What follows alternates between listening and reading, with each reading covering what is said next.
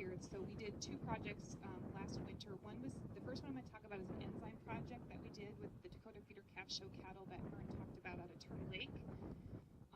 And you should have a handout on this. Rachel handed out some handouts. So it's the enzyme feedlot growing trial side of that handout that we're going to be going through.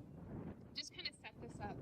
So this is an enzyme to help with the theory is that will help with increasing fiber digestion in forage-based diets. And so this was a growing trial that we did, and you can see from the feed ingredients that we had, the diets were similar between the control and then the Cellulogest is the name of the commercial product that we used.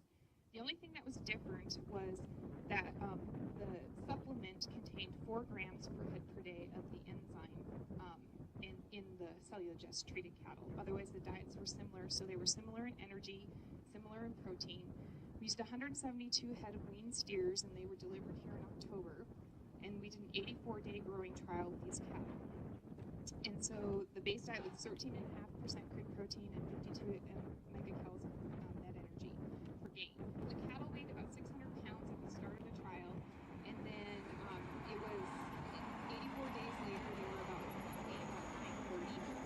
We had 8 pens on each of the diets. If we look down at the average daily gain pounds per day for the 84 days, there was a tendency for the cellulose treated cattle to gain about 0.17 of a pound more than the control cattle. And if you notice on the ingredient list, the 2 forages, or the forage that was in the ration, was corn silage and then switchgrass. And switchgrass is kind of known to be maybe a higher fiber, less digestible type forage. So that tendency is, I would say, pretty significant when we look at over that 84 days. That's about 14.28 pounds more pounds of cattle. And so essentially, if you had 100 head of cattle, that's 1.5.